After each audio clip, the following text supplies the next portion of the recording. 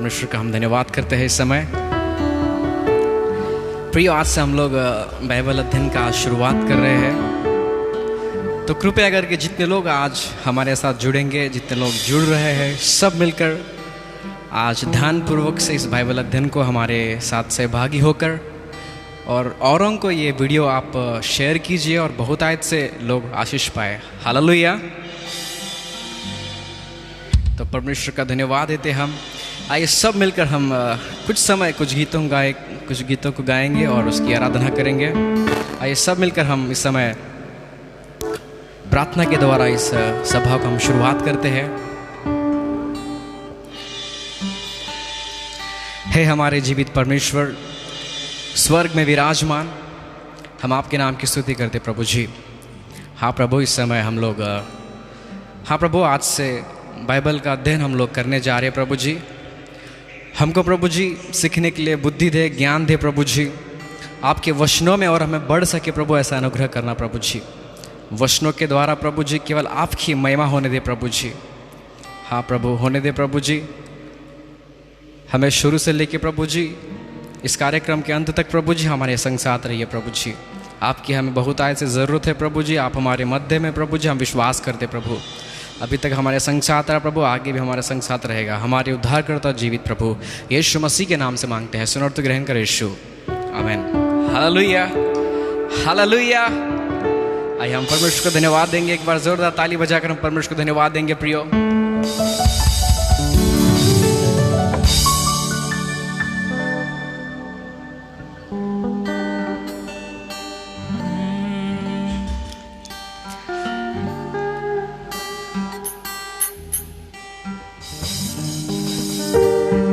वंदना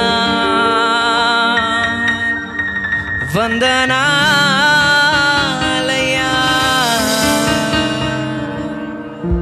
शतकोटि स्तोत्रालया। आइए परमेश्वर को हम धन्यवाद देंगे। वंदना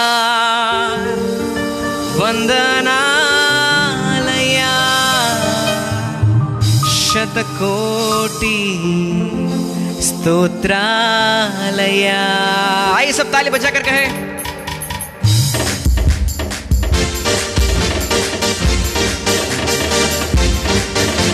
आइए ऊंची आवाज में, ऊंचे स्वर से गाएं वंदनालय सैया। आइए हम धन्यवाद देंगे परमेश्वर को।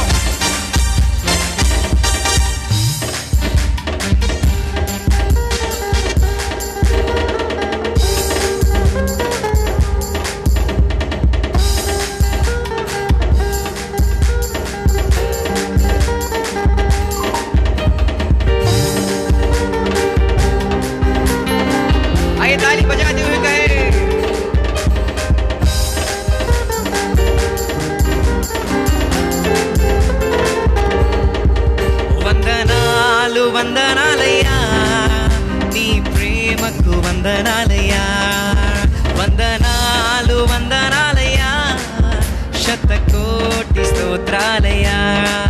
నన్ను ప్రేమించినందుకు, పోషించినందుకు, కాపాడినందుకు వందనాలయ్యా.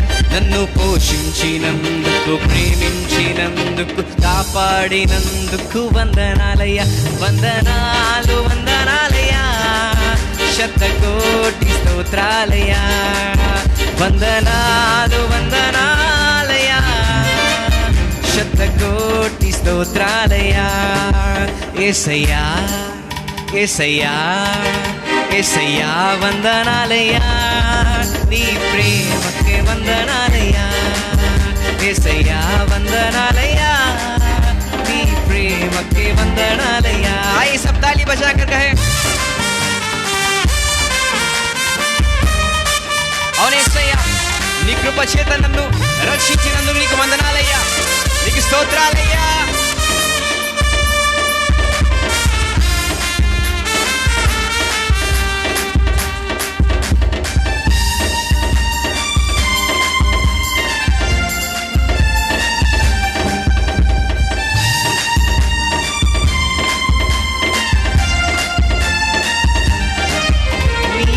చేత నన్ను రక్షించినందుకు వేలాది వందనాలయ్యా. దయచేత శిక్షను తప్పించినందుకు కోట్లాది స్తోత్రాలయ్యా. నీ కృపచేత నన్ను రక్షించినందుకు వేలాది వందనాలయ్యా. నీ దయచేత శిక్షను తప్పించినందుకు కోట్లాది స్తోత్రాలయ్యా. నీ జాలి నాపై కురిపించినందుకు వేలాది వందనాలయ్యా. నీ ప్రేమ నాపై కురిపించినందుకు కోట్లాది స్తోత్రాలయ్యా. నీ జాలి నాపై కురిపించినందుకు వేలాది వందనాలయ్యా. నీ ప్రేమ నాపై కురిపించినందుకు కోట్లాది స్తోత్రాలయ్యా. వందనాలు వందనాలయ్యా, శతకోటి స్తోత్రాలయ్యా. వందనాలు వందనాలయ్యా, శతకోటి స్తోత్రాలయ్యా.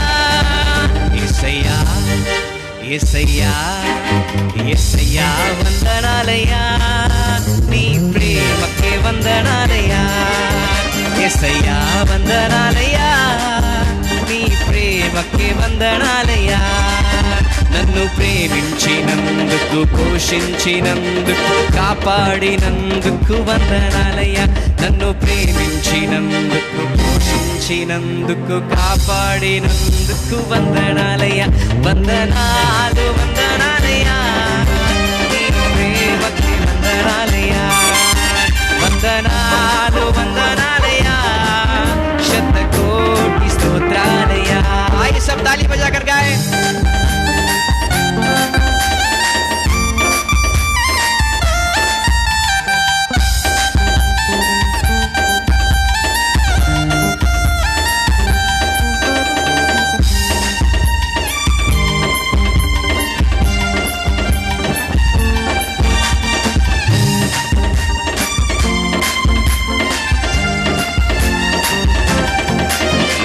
గ్రంథములో నా పేరుంచినందుకు వేలాది వందనాలయ్యా.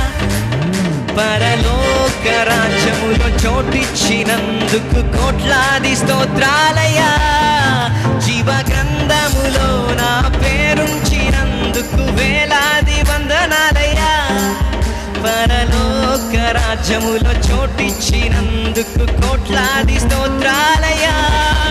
నన్ను నరకము నుండి తప్పించినందుకు వేలాది వందనాలయ్యా. సాక్షిగా ఇలలో నన్నుంచినందుకు వందనాలయ్యా. నన్ను నరకము నుండి తప్పించినందుకు వేలాది వందనాలయ్యా. నీ సాక్షిగా ఇలలో నన్నుంచినందుకు కోట్లాది స్తోత్రాలయ్యా. వందనాలు వందనాలయ్యా, నీ ప్రేమకి వందనాలయ్యా. వందనాలు వందనాలయ్యా, నీ ప్రేమకి వందనాలయ్యా. నన్ను ప్రేమించినందుకు, పోషించినందుకు, కాపాడినందుకు వందనాలయ్యా. నన్ను ప్రేమించినందుకు, పోషించినందుకు, కాపాడినందుకు వందనాలయ్యా. వందనాలు వందనాలయ్యా, శతకోటి స్తోత్రాలయ్యా.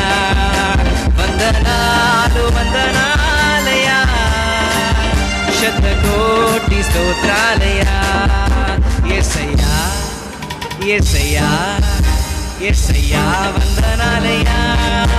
నీ ప్రేమకే వందనాలయ్యా. యేసయ్యా వందనాలయ్యా, నీ ప్రేమకే వందనాలయ్యా.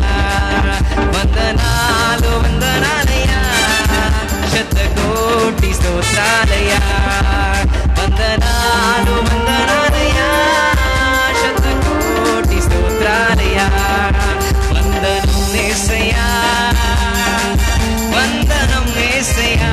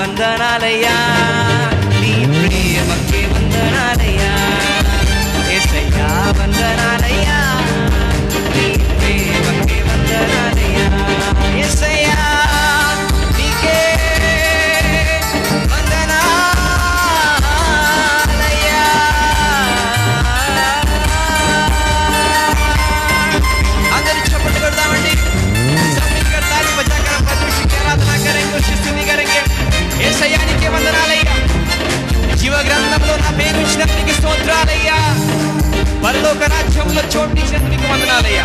నీకు వేలాది స్తోత్రాలయ్యా, కోట్లాది వందనాలయ్యా. వందనాలు వందనాలయ్యా, నీ ప్రేమకి వందనాలయ్యా. వందనాలు వందనాలయ్యా, నీ ప్రేమకి వందనాలయ్యా. నన్ను ప్రేమించినందుకు, పోషించినందుకు, కాపాడినందుకు వందనాలయ్యా. నన్ను ప్రేమించినందుకు, పోషించినందుకు, కాపాడినందుకు వందనాలయ్యా.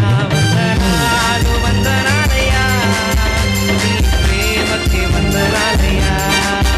వందనాలు వందనాలయ్యా, శతకోటి స్తోత్రాలయ్యా. శతకోటి స్తోత్రాలయ్యా.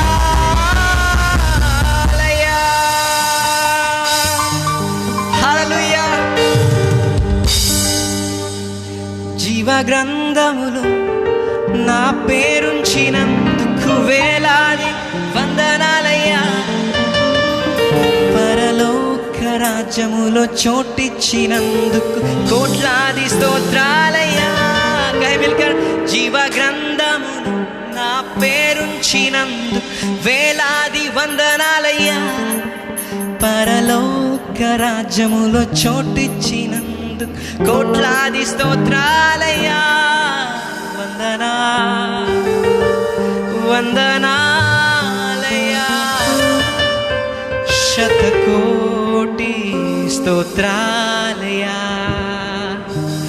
వందనా యేసయ్యా, నీకే నన్ను కాపాడినందుకు వందనాలయ్యా. నీకే స్తోత్రాలయ్యా. ప్రభా, నన్ను ప్రేమించినందుకు, పోషించినందుకు, కాపాడినందుకు నీకు వందనాలయ్యా. నీకు స్తోత్రాలయ్యా. నీ కృపచేత నన్ను ప్రభువా రక్షించినందుకు నీకు స్తోత్రాలయ్యా. నీ దయచేత ప్రభువా శిక్షను తప్పించినందుకు నీకు స్తోత్రాలయ్యా. నీకెంతగానో వందనాలయ్యా. నీకు స్తోత్రాలయ్యా.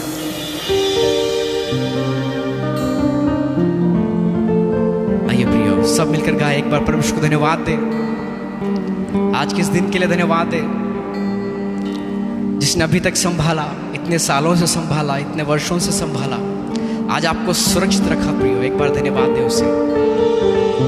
और भी आपको संभालने वाला है प्रियो, बचाने वाला है। जो भी योजनाएं आपके और मेरे जीवन में है, वो यीशु मसीह जरूर पूरी करेगा प्रियो। उसकी योजनाएं नाश की ओर नहीं है, बल्कि कुशल की ओर है प्रियो। हाँ प्रभु, हम तेरा धन्यवाद करते। हाँ प्रभु, तूने एक अच्छा मुकुट, एक अच्छा रिवार्ड प्रभु जी स्वर्ग में हमारे लिए रखा करके हम विश्वास करते प्रभु जी। वो जीवन की पुस्तक में प्रभु जी हमारा नाम लिखने के लिए तेरा धन्यवाद यीशु। उस स्वर्ग में प्रभु जी एक अच्छा स्थान देने के लिए मैं धन्यवाद देता हूं प्रभु जी। वंदना वंदनालया, शतकोटि స్తోత్రాలయ్యా. నన్ను ప్రేమించినందుకు, పోషించినందుకు, కాపాడినందుకు వందనాలయ్యా. వందనా వందనాలయ్యా, శతకోటి స్తోత్రాలయ్యా. యేసయ్యా వందనా, నీకే స్తోత్రాలయ్యా. వందనా వందనాలయ్యా, శతకోటి స్తోత్రాలయ్యా. एक बार सब मिलकर गाए हमारे साथ। वंदना वंदनालया, शतकोटि वंदनालया. వందనాలు వందనాలయ్యా, శతకోటి స్తోత్రాలయ్యా. యేసయ్యా యేసయ్యా యేసయ్యా వందనాలయ్యా. నీ ప్రేమకి వందనాలయ్యా. యేసయ్యా వందనా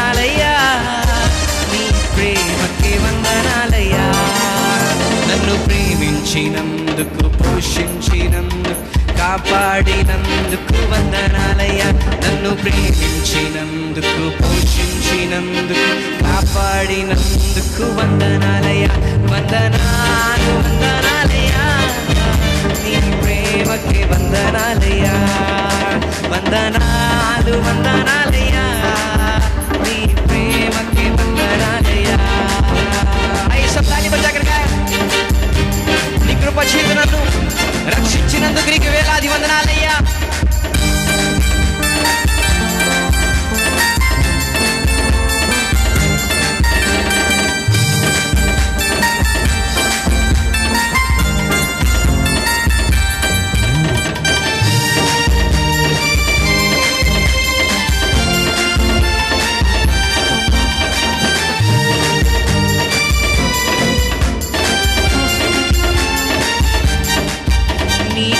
చేత నన్ను రక్షించినందుకు వేలాది వందనాలయ్యా, నీ దయ చేత శిక్షను తప్పించినందుకు కోట్లాది స్తోత్రాలయ్యా, నీ కృప చేత నన్ను రక్షించినందుకు వేలాది వందనాలయ్యా, నీ దయ చేత శిక్షను తప్పించినందుకు కోట్లాది స్తోత్రాలయ్యా, నీ జాలి నాపై కురిపించినందుకు వేలాది వందనాలయ్యా, నీ ప్రేమ నాపై కురిపించినందుకు కోట్లాది స్తోత్రాలయ్యా, నీ జాలి నాపై కురిపించినందుకు వేలాది వందనాలయ్యా, నీ ప్రేమ నాపై కురిపించినందుకు కోట్లాది స్తోత్రాలయ్యా, వందనాలు వందనాలయ్యా, శతకోటి స్తోత్రాలయ్యా, వందనాలు వందనాలయ్యా, శతకోటి స్తోత్రాలయ్యా. యేసయ్యా యేసయ్యా యేసయ్యా వందనాలయ్యా, నీ ప్రేమకే వందనాలయ్యా, యేసయ్యా వందనాలయ్యా, నీ ప్రేమకే వందనాలయ్యా, యేసయ్యా వందనాలయ్యా, నీ ప్రేమకే వందనాలయ్యా, వందనాలు వందనాలయ్యా, నీ ప్రేమకే వందనాలయ్యా, వందనాలు వందనాలయ్యా, శతకోటి స్తోత్రాలయ్యా, వందనాలు వందనాలయ్యా, శతకోటి స్తోత్రాలయ్యా, వందనాలు వందనాలయ్యా, శతకోటి స్తోత్రాలయ్యా, వందనాలయ్యా, వందనాలు వందనాలయ్యా, శతకోటి స్తోత్రాలయ్యా, శతకోటి నీకే స్తోత్రాలయ్యా.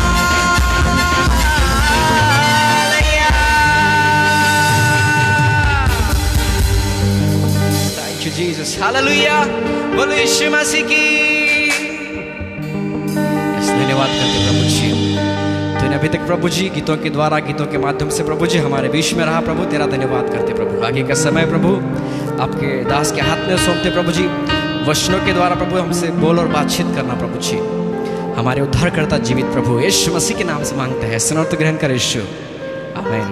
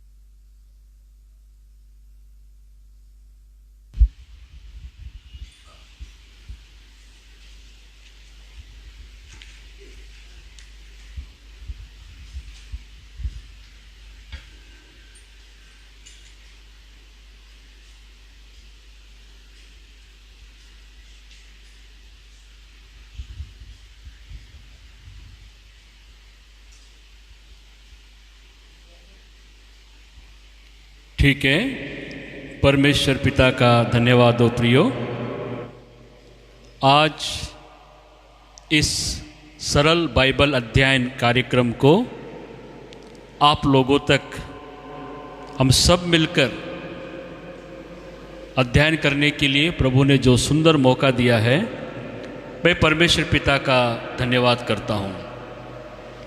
प्रियो, पवित्र शास्त्र जो बाइबल है, जिसका अध्ययन हम लोग करते हैं, मैं चाहता हूँ कि आप सब लोग जहाँ भी है अपना अपना बाइबल अगर खोल के रखेंगे तो अच्छे से आप सीख सकते हैं। मैं अभी प्रचार नहीं कर रहा हूँ, लेकिन एक शिक्षक के रूप में आपको बाइबल के संबंधित कुछ बातें आपको मैं बताना चाहता हूँ। प्रियो, दुनिया में बहुत सारे पुस्तक है, लिखे हैं और लिखे जा रहे हैं, लेकिन क्या आपको मालूम है, सारी दुनिया में नंबर 1 अगर कोई पुस्तक प्रिंट होता है तो वो है बाइबल। और उसी प्रकार दुनिया में ज़्यादा से ज़्यादा जो लोग पढ़ते हैं वो पुस्तक है बाइबल। और इस बाइबल के बारे में हमें जानना और उसका अध्ययन करना ये हमारे लिए बहुत ज़रूरी है। और खासकर अपनी कलीसिया के लोग और विश्वासी लोग, आप जहाँ पर भी हैं, आप इस बाइबल अध्ययन का अध्ययन करिए, आप इसको सुनिए और अपने दोस्त मित्रों को आप सिखा सकते हैं कि जो पवित्र शास्त्र या बाइबल का अध्ययन हम करते हैं वो क्या है। आज के इस बाइबल अध्ययन कार्यक्रम में हम लोग बाइबल का परिचय, इसके विषय कुछ बातें मैं आपके सामने रखना चाहता हूँ, क्योंकि परमेश्वर का वचन जीवित है और वो दोधारी तलवार के समान है। इब्रानियों 4:12 के अनुसार हर एक के हृदय को, हर एक के मन को वचन वो छींटता है। और इसीलिए वचन को अध्ययन करना हमारे लिए बहुत ज़रूरी है। क्यों हमें अध्ययन करना चाहिए, इसके बहुत सारे कारण बाइबल में हम लोग देख सकते हैं। तो सबसे पहले मैं आप लोगों को इस बाइबल के बारे में कुछ बातें बताना चाहता हूँ कि आप भी इसको परखिए और आप भी खुद इसका अध्ययन करिए, तो आपको बहुत सारी बातों का जानकारी प्राप्त होगा। ओशे नबी की पुस्तक, उसका 4:6 में लिखा हुआ है, मेरे ज्ञान के न होने से मेरी प्रजा नाश हो रही है। सही प्रकार का ज्ञान रखना हमारे लिए बहुत ज़रूरी है। देखिए, हम अगर कोई वस्तु खरीदते हैं, मान लीजिए अगर आप मोबाइल खरीदते हैं या आज कोई बाइक खरीदते हैं या और कोई भी वस्तु अगर आप खरीदते हैं, इलेक्ट्रॉनिक या अन्य कोई भी सामग्री आप खरीदते हैं, उसके साथ में एक पुस्तक दिया जाता है जिसको हम बोलते हैं मैनुअल। और ये मैनुअल उपयोग करना ये बहुत ज़रूरी है, क्योंकि जो वस्तु हम लोग उपयोग करना चाहते हैं, मान लीजिए अगर आपने घर में टीवी लिया है या आपने घर में मोबाइल लिया है, अगर आप उसको ऑपरेटिंग करना चाहते हैं तो आपको उसके बारे में जो संबंधित पुस्तक है उसको पढ़ना, उसका अध्ययन करना या उसकी जानकारी लेना ये बहुत ज़रूरी है। और एक मैन्युफैक्चर कंपनी का जो मालिक होता है वो एक मैनुअल बनाता है और ये चाहता है कि मेरा जो वस्तु मैंने लोगों तक पहुंचाया है उसका सही उपयोग होना चाहिए, और जिस उद्देश्य के साथ उस वस्तु को बनाया गया है वो उद्देश्य अगर पूरा होना है तो मैनुअल में लिखे गए उस जानकारी के अनुसार वो ऑपरेट करेगा तो वो वस्तु टिकाऊ रहता है और वो कभी खराब होने से भी उसकी रक्षा हो सकता है। वैसा ही परमेश्वर ने हम मानव जाति को जो बनाया, जो हमारा सृष्टि करता है, और बनाने के बाद हमें भी एक मैनुअल दिया है, और उस मैनुअल को हम कहते हैं बाइबल या पवित्र शास्त्र जिसे हम कहते हैं। आज बहुत सारे लोग पवित्र शास्त्र के बारे में सही जानकारी न रखने के कारण वो एक जस्ट चर्च में जाते समय या कभी कभी फंक्शन में आते समय वो सब बाइबल लेकर आते हैं, लेकिन सही में बाइबल में क्या लिखा है और बाइबल का अर्थ क्या है इसके बारे में बहुत से लोग नहीं जानते, खासकर विश्वासी लोग। जो प्रभु के लोग हैं, जो चर्च में आते हैं, उन लोगों को भी इसके बारे में जानकारी ज़्यादा नहीं होता है। और इसीलिए हमने ये बाइबल अध्ययन का जो सेशन रखा है, ताकि हमारे प्रिय लोग, सभी छोटे बच्चे, जवान, बुजुर्ग, हर व्यक्ति बाइबल के बारे में जानना, समझना बहुत ज़रूरी है। तो आज हम बाइबल के बारे में सीख रहे। तो बाइबल ये जो शब्द है, ये यूनानी शब्द बेबीलोस करके जो शब्द दिया है, उसमें से लिया गया शब्द है। और ये इब्रानी शब्द या यूनानी शब्द जो बेबीलोस का अर्थ होता है पुस्तकों का समूह। मतलब बेबीलोस का अर्थ होता है कई पुस्तकों का एक संगठन, या उसको इकट्ठे करना, अलग अलग प्रकार के या अलग अलग पुस्तकों को एक जगह में एकत्रित करना, उसको बोलते हैं बेबीलोस। और बेबीलोस शब्द जो है, ये जो इस बाइबल के विभिन्न प्रतियों को अलग अलग रीति से उन्होंने जमा किया और एक पुस्तक के रूप में हमारे बीच में वो लाए, और उसको उन्होंने नाम दिया बाइबल। और ये बाइबल शब्द बाइबल में नहीं लिखा है, लेकिन परमेश्वर का वचन, परमेश्वर की वाणी या परमेश्वर के संदेश के रूप में इसको प्रकट किया गया है। तो इसीलिए बाइबल का अर्थ होता है पुस्तकों का समूह। दूसरे शब्दों में अगर हम कहें, Bible this is one of the library itself, वो एक लाइब्रेरी के समान है। मालूम है क्यों बाइबल एक लाइब्रेरी समान है? इस बाइबल में 66 प्रकार की पुस्तकों का एक समूह यहाँ पर हम लोग देखते हैं। और ये बाइबल में इसीलिए इसको बेबीलोस का शब्द दिया गया है, जिसका मतलब होता है अलग अलग पुस्तकों का समूह। और इस बाइबल को हम दो भागों में बांटते हैं। पहला है पुराना नियम और दूसरा है नया नियम। और ये जो बाइबल है, ये दो भागों में जो विभाजन किया गया है। पुराना नियम का अर्थ होता है यीशु मसीह के आने के पहले जो भविष्यवक्ता लोगों ने जो जो वाणी परमेश्वर के द्वारा सुनकर लिखे हैं, उसको पुराना नियम कहा जाता है। और ये पुराने नियम में कुल 39 पुस्तकें हैं, 39 books in the whole testament. और उसके बाद नया नियम में 27 पुस्तकें हैं, नया नियम में 27 पुस्तकें हैं। और ये कुल मिलाकर ये 66 पुस्तकों का समूह है, जिसे हम लोग आज बाइबल या प्रभु का वचन करके हम बुलाते हैं। प्रियो, और ये बाइबल को जो लिखने वाले लेखक थे, वो लगभग 40 से भी ज़्यादा लेखकों ने इस बाइबल को लिखे हैं, जैसा पवित्र आत्मा उनको अगुवाई करता था। इसीलिए बाइबल का प्रमुख लेखक परमेश्वर है, लेकिन उनको पवित्र आत्मा के द्वारा अगुवाई प्राप्त हुआ, जैसा दूसरा पत्रस 1 अध्याय 21 के अनुसार लिखा है। परमेश्वर के जो भविष्यवक्ता लोग थे, पवित्र आत्मा से प्रेरित होकर उन्होंने जो कुछ परमेश्वर उनसे बताया, उनको उन्होंने कहा और उसको फिर लिखा गया है। और इसीलिए इस पुस्तक के जो लेखक हैं, विभिन्न प्रकार के लोग थे। कोई राजा था जैसे दाऊद, जैसे सुलेमान, और कुछ लोग मछली पकड़ने वाले साधारण लोग जैसे पतरस, यूहन्ना, ये साधारण लोग थे।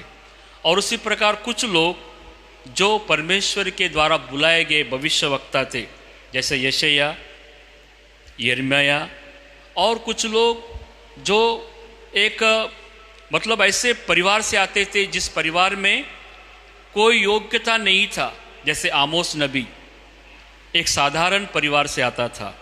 तो इस प्रकार विभिन्न लोगों के द्वारा ये बाइबल के वचनों को लिखा गया है, और वो आज हमारे पास एक बाइबल के रूप में प्राप्त हुआ है। और इसीलिए हम इसका अध्ययन करना हमारे लिए बहुत ज़रूरी है। प्रियो, बाइबल का प्रमुख विषय, the main theme of the Bible क्या है?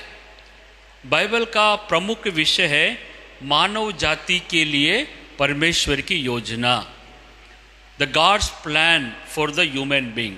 क्योंकि परमेश्वर ने मनुष्यों को अपने स्वरूप और अपनी समानता में बनाया है, और वो मनुष्यों से बहुत प्यार करता है, और मनुष्यों को अपने जीवन काल में किस प्रकार रहना चाहिए, कौन से काम करना चाहिए, कौन से काम नहीं करना चाहिए, अगर गलत काम करने से उसको क्या प्रतिफल होगा, अगर वो अच्छे काम करेगा उसको कौन सी आशीष मिलेंगे, ये सारी बातों को समझाने के लिए परमेश्वर ने अपने भक्तों के द्वारा ये बाइबल का वचन हमारे तक पहुंचा है। और इसलिए पुराना नियम विशेष रूप से एक इस्राएली समाज, जो इस्राएल के लोग थे जिनको परमेश्वर ने अब्राहम के द्वारा चुना था, वो लोगों के लिए खास लिखा है। ऐसा हम पुराने नियम को हम लोग देख सकते हैं। लेकिन नया नियम जो है, ये यीशु मसीह के जन्म के बाद यीशु मसीह ने जो कार्य किया है मानव जाति के पाप से मुक्ति प्राप्त करने के लिए, उस मानव जाति के पाप से मुक्त होने के लिए यीशु ने क्या किया, और उसके लिए हम कैसे उस पर विश्वास करें, और विश्वास करने के बाद हमारा कैसा उद्धार होता है, और उद्धार प्राप्त करने के बाद फिर हम लोग अपना जीवन काल में, जब तक परमेश्वर हमको अपने राज्य में नहीं बुलाता है, हमें किस प्रकार का जीवन जीना चाहिए, इससे संबंधित और कलीसिया के संबंधित बातें नए नियम में लिखे हुए हैं। इसलिए मैं चाहता हूं कि आप बाइबल को अच्छी रीति से अध्ययन करें, और बाइबल का जो अनुवाद होता है, आपको मालूम है आज बाइबल ओरिजिनल जो भाषा, पहले पुराना नियम जो लिखा गया था वो इब्रानी भाषा में लिखा गया था। इब्रानी और अरेमिक, ये दो भाषा में पुराना नियम लिखा गया था। लेकिन नया नियम जो है ये पूरा ग्रीक भाषा, जिसको यूनान भाषा बोलते हैं, यूनान भाषा में पूरा नया नियम लिखा हुआ। लेकिन जैसे जैसे परमेश्वर के लोगों की संख्या बढ़ती गई, वैसे वैसे लोगों की आवश्यकता के अनुसार लोगों को परमेश्वर का वचन पहुंचना चाहिए, उस उद्देश्य के साथ इस बाइबल को दुनिया के विभिन्न भाषाओं में अनुवाद किया गया है। Only one book in the world which is translated in many languages, मतलब बहुत मोर देन 2000 भाषा से भी, मतलब 2000 से भी ज़्यादा भाषाओं में आज बाइबल अनुवाद किया गया है। इसीलिए दुनिया के हर कोने में आप कहाँ पर भी जाइए, वहाँ पर आप बाइबल आपको प्राप्त होगा और आप उसका अध्ययन कर सकते हैं। और बहुत से लोगों ने इस बाइबल को नाश करने का योजना बनाया, लेकिन वो नाश हो गए, लेकिन प्रभु का वचन कभी नाश नहीं हुआ। क्यों? क्योंकि प्रभु का वचन जीवित है, सामर्थ्य है, और हर एक व्यक्ति के जीवन में वो कार्य करता है। इसलिए प्यारे भाई और बहनों, मैं आप लोगों को अनुरोध करता हूं कि आप अपने शास्त्र बाइबल जो आपके हाथ में है उसका सही अध्ययन करिए, सही बातों को आप सीखिए। क्योंकि जब तक आपको ज्ञान नहीं होगा, सही ज्ञान आपको प्राप्त नहीं होगा, तो आप सही रीति से प्रभु का बारे में जान नहीं सकते हैं। और ये बाइबल अध्ययन जो कार्य हम प्रारंभ किए हैं, हम हर एक सप्ताह आप लोगों के लिए एक एक बाइबल का जो पुस्तक है उसका अध्ययन हम करेंगे, ताकि आप अपने जीवन में इस बाइबल को अच्छे से समझे और आप दूसरों को भी सिखाइए। क्योंकि प्रभु चाहता है कि जो ज्ञान हमें प्राप्त हुआ है वो ज्ञान हम दूसरों तक हमें पहुंचाना चाहिए। तो इस प्रकार से पुराना नियम ये 39 पुस्तक है, और फिर नए नियम में 27 है। तो 39 पुस्तकों को हम 5 भागों में विभाजन कर सकते हैं। क्योंकि कभी कभी क्या होता है, एक ही साथ 39 पुस्तकों का नाम याद रखना हमारे लिए कठिन होता है। मैं कई बार चर्च में जब देखता हूँ, जब हम प्रचार करते हैं, लोगों को कहते हैं कि बाइबल पुस्तक खोलिए। बहुत से लोग पुस्तक नहीं खोल पाते। क्यों? क्योंकि उनको पुस्तकों का पूरा नाम उनको याद नहीं होता है। और इसीलिए आपको उसको डिवाइड करके, अगर आप उसको विभाजित करके अच्छे से अध्ययन करेंगे तो आपको और अच्छे समझ में आएगा। तो यहाँ पर पुराने नियम को 5 भागों में मैं विभाजन किया हूँ, आप उसको लिख सकते हैं। पहला है पंचग्रंथ। पुराने नियम के पहले के जो 5 ग्रंथ है ये मूसा के द्वारा लिखे गए, इसको बोलते हैं पेंटियोक। और ये 5 जो पुस्तकें हैं ये मूसा नबी जो परमेश्वर का महान दास था, जिसको प्रकाशन के द्वारा प्रभु ने दिया था उसको उसने लिखा है, और इसलिए उसको पंचग्रंथ पहले के 5 पुस्तक है। यो उत्पत्ति से लेकर व्यवस्था विवरण तक ये 5 पुस्तकों का समूह हम देखते हैं। उसके बाद 12 पुस्तकें इतिहास के बारे में है। 12 जो पुस्तक है ये इतिहास के पुस्तक है, और ये यहोशू से लेकर एस्तेर तक जो पुस्तक है इसको कहते इस्राएल लोगों का इतिहास इसमें लिखा हुआ है। इस्राएल लोगों ने किस प्रकार अपने समाज को या अपने जाति को किस प्रकार उनका उन्नति हुआ है, किस प्रकार प्रभु ने एक व्यक्ति अब्राहम को चुनकर उसके द्वारा उनका समाज कैसे प्रगति किया है, और फिर उसमें से कैसे न्यायी लोग उत्पन्न हुए, फिर कैसे राजा लोग उत्पन्न हुए, फिर कैसा उन पर युद्ध हुआ, कैसा उन्होंने विजय प्राप्त किया, फिर कैसे वापस वो गुलाम में गए। इस प्रकार इस्राएलों का पूरा इतिहास जो है ये 12 पुस्तकों में लिखा है, जो यहोशू से लेकर एस्तेर तक किताबों को ये 12 पुस्तक इतिहास के बोलते हैं। उसके बाद जो 5 पुस्तक है उसको बोलते हैं काव्य पुस्तकें, poetry, the book of poetry, मतलब पोएट्री। वहाँ पर कविता के रूप में ये पुस्तकें लिखे गए हैं, जैसे आप अय्यूब, भजन संहिता, नीति वचन, श्रेष्ठ गीत और सबोपदेशक, ये जो 5 पुस्तक है इसको बोलते हैं पोएटिकल बुक्स, मतलब पोयम के समान या कविता के रूप में वो लिखे गए हैं। इसलिए ज़्यादातर भजन जो लिखे जाते थे, भजन संहिता और उसके बाद अय्यूब पुस्तक, ये सब वार्तालाप जो आपस में वो भजन गा गा कर स्तुति करते थे, तो उसको काव्य पुस्तकों का विभाजन किया गया है। उसके बाद और 5 है, मतलब 5 बड़े नबी की पुस्तकें। बड़े नबी का मतलब होता है इन पुस्तकों का जो साइज है और पुस्तकों के जो अध्याय है अधिक संख्या में होने की वजह से उनको मेजर प्रॉफिट ऐसा कहा गया है। और मेजर प्रॉफिट कौन कौन है? उसमें यशायाह, यिर्मयाह, विलाप गीत, यहेजकेल और दानिएल। ये जो 5 पुस्तक है, इन पुस्तकों को मेजर प्रॉफिट या बड़े नबी लोगों का पुस्तक है ऐसा हम कहते हैं। उसके बाद बचे जो 12 पुस्तक है ये छोटे नबी की पुस्तकें बोलते हैं। छोटे नबी यानी माइनर प्रॉफिट्स, मतलब वो नबी छोटे नहीं थे, वो नबी बराबर नबी थे वो लोग, लेकिन उनकी जो पुस्तकों का अध्याय जो साइज है पुस्तक का वो छोटा, किसी में 3 अध्याय, किसी में 4 अध्याय, या किसी में 2 अध्याय, फिर किसी में 1 अध्याय, ऐसा कम पुष्ट संख्या होने की वजह से उसको माइनर प्रॉफिट या छोटे नबी की पुस्तकें करके उनको कहा गया है। तो इस प्रकार अभी पुराने नियम को अगर हमें याद रखना है बहुत इजी है। कैसे याद रख सकते हैं? 5, 12, 5, 5, 12। अब इस प्रकार आप देखिए, पहले के 5 पुस्तक को याद रखिए, उसके बाद फिर 12 पुस्तकों को याद रखिए, फिर 5, 5, फिर 12 पुस्तक याद रखिए, तो टोटल आपका कितना होगा?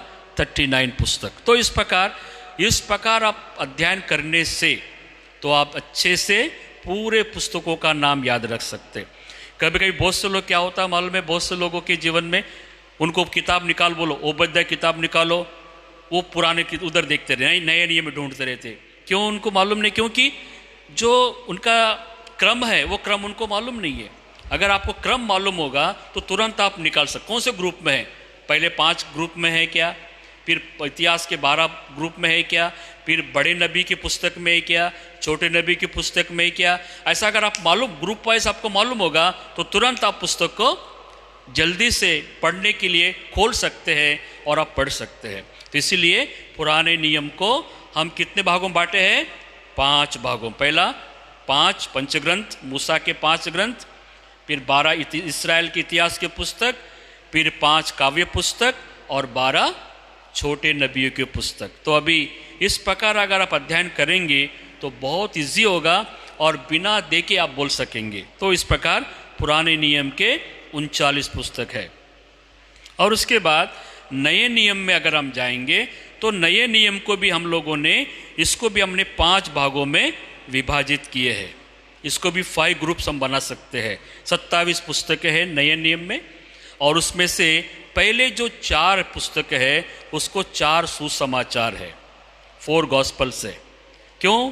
क्योंकि हम देखते हैं वहाँ पर मत्ती, मरकुस, लूक, योहान, ये प्रभु के जो चेले लोग थे जिन्होंने परमेश्वर का दर्शन पाया, आशीष प्राप्त किया, उन्होंने जो अपने अनुभव से यीशु मसीह के इतिहास को लिखा है या उसके चरित्र को लिखा है, उसको बोलते हैं सुसमाचार।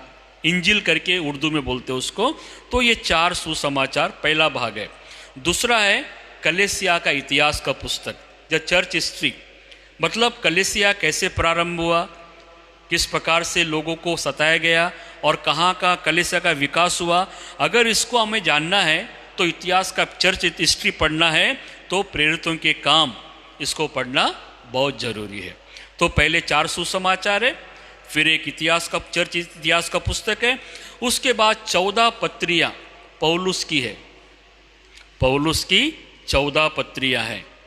पौलुस जो परमेश्वर का एक महान सेवक था, जिसको यीशु मसीह ने दर्शन दिया और दर्शन प्राप्त करने के बाद उसने पत्रियों को लिखा। जहाँ जहाँ उसने जाकर चर्च को स्थापित किया, वो चर्च के लोगों के साथ, कलीसिया के लोगों के साथ में अपना संबंध स्थापित करने के लिए या उनके बारे में जानकारी प्राप्त करने के लिए अपने शिष्यों को भेजकर वो पत्र लिखता था और पत्रों को भेज कर उनको सुझाव देता था, मार्गदर्शन करता था और अपने योजना के बारे में उनको समझाता था।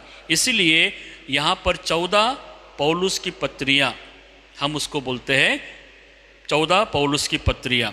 ये तीसरा ग्रुप है नए नियम का। और चौथा ग्रुप है अन्य लोगों की 7 पत्रियाँ। अन्य लोग यानी जो विभिन्न लोगों ने पत्रियाँ लिखा है, उसको 7 पत्रियों में उनको बांटा गया है। उसमें से जैसे यूहन्ना की 3 पत्रियाँ, पतरस की 2 पत्रियाँ, फिर यहूदा की 1 पत्री, फिर याकूब की 1 पत्री। ऐसे जो अलग अलग लोगों ने जो पत्रियाँ लिखा है, उसको बोलते हैं 7 अन्य लोगों की पत्रियाँ। तो 4, 1, 14, 7, ठीक है। उसके बाद लास्ट में और एक ग्रुप है भविष्यवाणियों का पुस्तक या भविष्य सूचक, भविष्य में होने वाली घटनाओं को समझाने वाला पुस्तक है, और वो है प्रकाशित वाक्य की पुस्तक। तो इस प्रकार हम पुराने नियम को और नए नियम को हम विभिन्न ग्रुप में बांटकर अगर उनका अध्ययन करेंगे तो अच्छे से हम अध्ययन उसका कर सकते। तो आप याद रखिए, पुराने नियम में 39 है और नए नियम में 27 है। जैसे 27 को आप कैसे डिवाइड किए हम लोगों ने, 4, 1, 14, 7, 7, 1, 4, 1, फिर 14, 7, 1। मतलब बोलने के लिए भी अच्छा लगेगा आपको, जैसे कि 4, 1, 14, 7, 1। मतलब उसको बोलने के लिए भी सुविधा होगा, क्योंकि 4 सुसमाचार है, एक चर्च हिस्ट्री है, 14 पौलुस की पत्रियां हैं, 7 अन्य लोगों की पत्रियां हैं, फिर एक भविष्यवाणी का पुस्तक प्रकाशित वाक्य है। तो इस प्रकार अगर आप पुस्तकों का विभाजन करके उसको अध्ययन करेंगे तो आपको प्रभु का वचन समझने में बहुत बहुत जानकारी मिलेगा। काफ़ी लोग हैं चर्च में आते बेचारे, पिछले 10 साल से 15 साल से लोग आते, लेकिन अभी भी उनको बाइबल खोलना मालूम नहीं है। अभी भी बाइबल में कौन सा पुस्तक कहाँ लिखा है ये उनको मालूम नहीं है। इसीलिए मैं चाहता हूँ कि आपके पास अगर बाइबल है तो आपके पास एक लाइब्रेरी है, और ये लाइब्रेरी में विभिन्न प्रकार के पुस्तक है। गाने के पुस्तक है, पत्रिका पुस्तक है, इतिहास के पुस्तक है, भविष्य में होने वाली घटनाओं का पुस्तक है।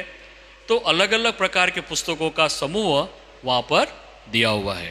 तो इसलिए मैं आज के इस बाइबल अध्ययन के सत्र में ये बाइबल का जानकारी मैं आपको देना चाहता हूँ, क्योंकि अगले बार जब अपन पढ़ेंगे फिर एक एक पुस्तक का अपन अध्ययन कर सकते हैं, क्योंकि एक एक पुस्तक में और क्या क्या लिखा है, जैसे उत्पत्ति है, निर्गमन है, उसका अर्थ क्या है, उसका अध्ययन अपन अच्छे से हम लोग कर सकते हैं। तो अभी मैं कुछ बातें आपको बताना चाहता हूँ।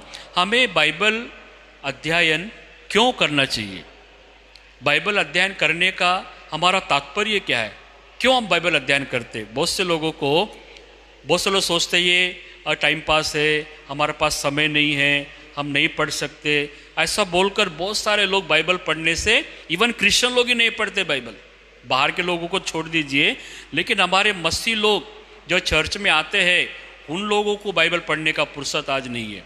क्यों?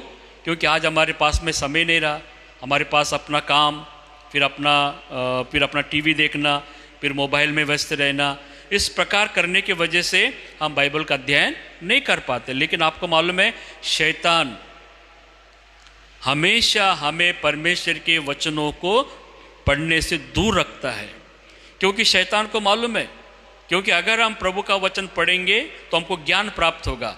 अगर हमें ज्ञान प्राप्त होगा, फिर हम लोग क्या करेंगे, हम लोग उस पर वार करेंगे, उसकी आज्ञा को मतलब शैतान के ऊपर में हम लोग विजय प्राप्त करेंगे। और शैतान कभी नहीं चाहता कि परमेश्वर के लोग वचन का अध्ययन करें। इसलिए मेरे प्यारे भाई और बहनों, परमेश्वर का वचन हमें पढ़ना बहुत जरूरी है। कैसे पढ़ना है? देखो, यशायाह किताब में लिखा है 34 अध्याय का 16 वचन में लिखा है, हमें परमेश्वर के वचन को ढूंढ ढूंढ कर पढ़ना है कि कहाँ पर सत्य लिखा है। अगर आपको कुछ बातें समझ में नहीं आ रहा है, उसको समझने के लिए आप संपूर्ण बाइबल में से उससे संबंधित बातों को ढूंढ कर आप पढ़ सकते हैं। यशायाह किताब उसका 34 अध्याय और 16 पद में लिखा है, यहोवा की पुस्तक से ढूंढ ढूंढ कर पढ़ो। कैसे पढ़ना है? यहोवा के पुस्तक को ढूंढ ढूंढ कर। सर्च, इंग्लिश में जो शब्द है search and study the word of God. बहुत से लोग कभी सर्च नहीं करते। कैसे मामूल है? हम लोग आजकल गूगल में सर्च करते या और अन्य बातों में सर्च करते, लेकिन बाबा बाइबल में सर्च करो, आपको क्या चाहिए, what you want from the word of God, you just search it and you will find it. आप उस वचन को ढूंढिए, आपको जरूर परमेश्वर अपनी योजना आपको बताएगा। आपको मालूम है, जो मार्टिन लूथर, जिन्होंने प्रोटेस्टेंट मतलब जो रोमन कैथोलिक से अलग हुए थे, जिन्होंने बाइबल का अध्ययन किया, जब उनको मालूम हुआ कि उद्धार जो है कर्मों के द्वारा नहीं, विश्वास के द्वारा उद्धार प्राप्त होता है, जब उन्होंने बाइबल पढ़ा, जब उनको मालूम हुआ, तब उन्होंने रोमन कैथोलिक के विरोध में खड़े हुए और उन्होंने कहा कि वहाँ पर क्या होता था मालूम है, जो साधारण लोग रहते थे उनके पास बाइबल नहीं रहता था, सिर्फ जो महायाजक और मंदिर में जो पुजारी रहते थे उन्हीं के पास बाइबल रहता था, और वो लोग जैसा बोले वैसा लोगों को सताते थे। लोगों को क्षमा पत्र भेजना, लोग जाके उनके पास में जाके क्षमा मांगना, और उद्धार प्राप्त करने के लिए हमेशा अपनी गलती जाके उनके सामने मान लेना। ऐसी बातें जब मार्टिन लूथर ने देखा, तब उसको बड़ा दुख हुआ और उसने बाइबल का अध्ययन किया। उसने उसका मतलब सर्च करके ढूंढा, वास्तव में उद्धार क्या है, उद्धार मनुष्य को कैसे प्राप्त होता है। जब उसने मार्टिन लूथर ने लगभग 15वीं 16 शताब्दी में जब उसने अध्ययन किया, उसको मालूम हुआ, तब उसने तुरंत कैथोलिज्म का उन्होंने विरोध किया। तब से प्रोटेस्टेंट जो सिद्धांत है हमारे दुनिया में वो प्रारंभ हुआ है। क्यों? उसने सत्य वचन को ढूंढ ढूंढ कर पढ़ा है। मेरे प्यारे भाई और बहनों, मैं चाहता हूँ कि आप भी परमेश्वर का वचन ढूंढ ढूंढ कर पढ़िए, उसका अध्ययन करिए, और परमेश्वर आपसे अवश्य बात करेगा और आपके जीवन में प्रभु काम करेगा। आपको मालूम है, बिरिया कलीसिया के जो लोग थे, पहला थिस्सलुनीय उसका 17 अध्याय देखिए, वहाँ पर ये बिरिया कलीसिया के जो लोग थे, प्रभु के वचन को पौलुस प्रचार करने के बाद उन्होंने क्या किया, ये वचन सही है या गलत है उसको उन्होंने ढूंढ ढूंढ कर पढ़ा, क्योंकि उनको जो कुछ पौलुस बोलता था वो सही है नहीं है करके वो प्रतिदिन वो ढूंढते थे। देखिए, हम पढ़ेंगे पहला प्रेरितों के काम 17 अध्याय और 11 वचन। बिरिया के लोग 10 और 11 मिलकर पढ़ेंगे हम लोग। भाइयों ने तुरंत रात ही रात पौलुस और में से ढूंढ ढूंढ कर उन्होंने अध्ययन किया है। प्यारे भाई और बहनों, मेरे चर्च के प्रियजनों, मैं आप लोगों को बताना चाहता हूँ, आपके पास में बाइबल दिया है, ये परमेश्वर का एक प्रेम पत्र आपके लिए है। परमेश्वर ने अपनी योजना पूरा उस वचन में लिखकर आपको और मेरे लिए दिया है। अगर आप उसको ढूंढेंगे, अच्छे से अध्ययन करेंगे, तो प्रभु आपसे बात करेगा और आपकी जो भी योजना है और जो भी प्रभु से आप मतलब ज्ञान प्राप्त करना चाहते हैं, वो ज्ञान प्रभु आपको देगा। इसीलिए हमें ढूंढ ढूंढ कर और बड़े मन लगाकर उसका अध्ययन हमें करना चाहिए। अब पवित्र शास्त्र हमको क्यों दिया गया है, क्यों अध्ययन करना चाहिए हम लोग? देखिए 2 तिमोती उसका 3 अध्याय, यहाँ 15 वचन अगर हम पढ़ेंगे, हर एक पवित्र शास्त्र जो परमेश्वर के द्वारा दिया गया है, क्यों दिया गया है, हमें क्यों अध्ययन करना चाहिए, उसका उद्देश्य क्या है, बहुत से लोगों को मालूम नहीं है। ये बहुत से लोग सोचते हैं ये पवित्र शास्त्र कोई जादू है, जादू का पुस्तक नहीं है। कुछ लोग क्या करते हैं, बाइबल को अपने सर के नीचे लगा के सो जाते हैं। वो सोचते हैं सर के नीचे लगाने से हमारी बीमारी जाते हैं, लेकिन ऐसा नहीं। इसको जादू मंत्र का पुस्तक नहीं सोचना, ये आपको ज्ञान देने वाला पुस्तक है। देखिए 2 तिमोती और उसका 3 अध्याय, और यहाँ पर कुछ वचनों को मैं आपके लिए पढ़ना चाहता हूँ।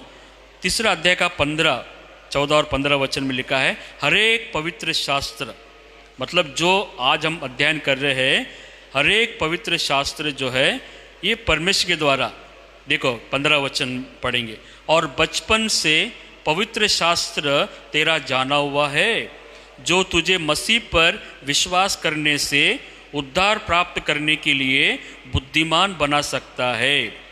संपूर्ण पवित्र शास्त्र परमेश्वर की प्रेरणा से रचा गया है और उपदेश के लिए और समझाने के लिए और सुधारने के लिए और धार्मिकता की शिक्षा के लिए लाभदायक है, ताकि परमेश्वर का जन सिद्ध बने और अनेक भले काम के लिए तत्पर, मतलब तैयार रहे।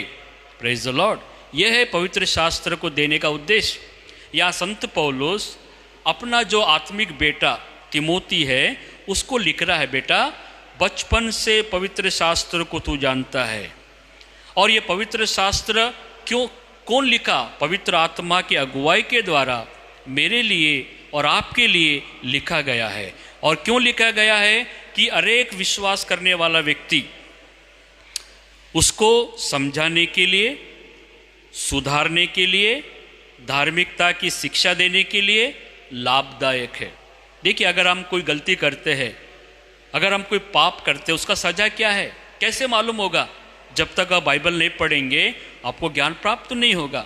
अगर कोई पति पत्नी आपस में लड़ रहे हैं, अगर आप उनको समझाना है, कैसे समझाएंगे आप? बाइबल पढ़िए, अब्राहम के बारे में, शारा के बारे में, पति पत्नी के बारे में वचन में क्या लिखा है आप उनको समझा सकते हैं। तो समझाने के लिए, सुधारने के लिए और धर्म की शिक्षा, मतलब प्रभु के वचन की शिक्षा, मतलब प्रभु कौन है, परमेश्वर कौन है, स्वर्ग क्या है, नरक यानी क्या है, पिता परमेश्वर कौन है, पवित्र आत्मा कौन है, मतलब इस सारी बातों का जानकारी अगर आपको मिलना है तो पवित्र शास्त्र को आप पढ़ना है। इसलिए तिमोथी कहता है बचपन से पवित्र शास्त्र को तो जानता है बेटा, इसीलिए इसको तो अध्ययन करना, पढ़ते रहना, अध्ययन करते रहना, ताकि जब तक मैं नहीं आऊँगा तब तक पवित्र शास्त्र को तो पढ़ने में और अपना समय पवित्र शास्त्र की शिक्षा देने में तो अपना समय बिताना करके वहाँ पर बताता। इसीलिए मेरे प्रिय जनों, मैं आपको ये चाहता हूँ कि आप प्रभु का वचन को अच्छे से अध्ययन करिए, क्योंकि आपको सुधार सकता है, आप दूसरों को समझा सकते हैं, आप विश्वास में बढ़ सकते हैं और आप प्रभु का योजना अच्छे से जान सकते हैं।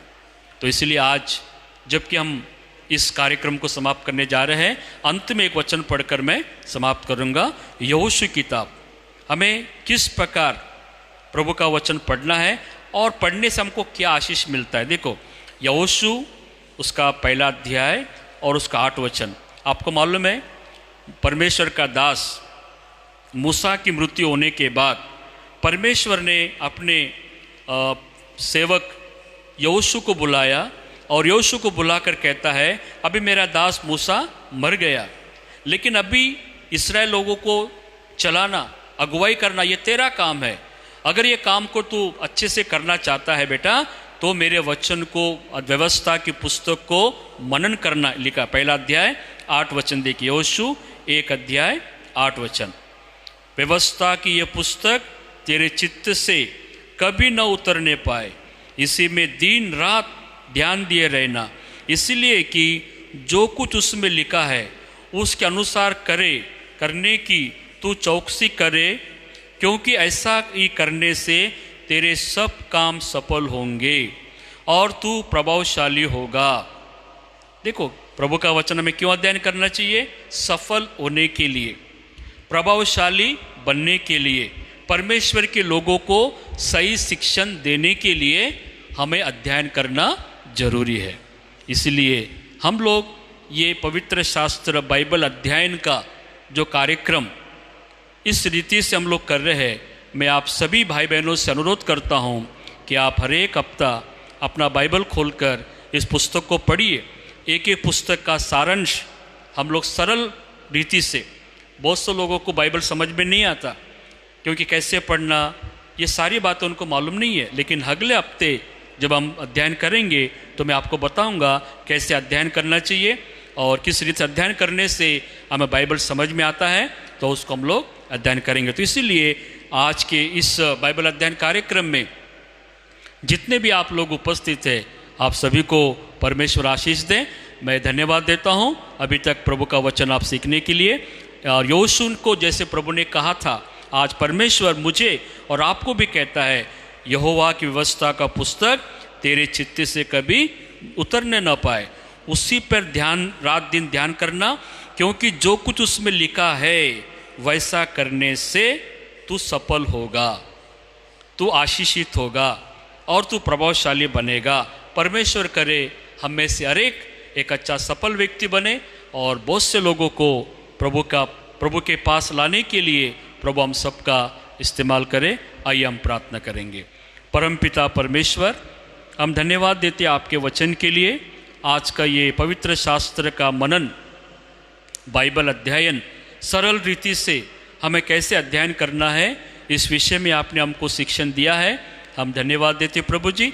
आने वाले दिनों में और भी अधिक काम पवित्र शास्त्र का अध्ययन करें और सरल रीति से, सरलता के साथ हर एक पुस्तक को हम अध्ययन करें और उसमें जो भी आपने हमें शिक्षण दिया है, जो बातें हमारे लिए आवश्यक है प्रभु जी, उन बातों को समझने के लिए पवित्र आत्मा आप हमारी मदद करिए।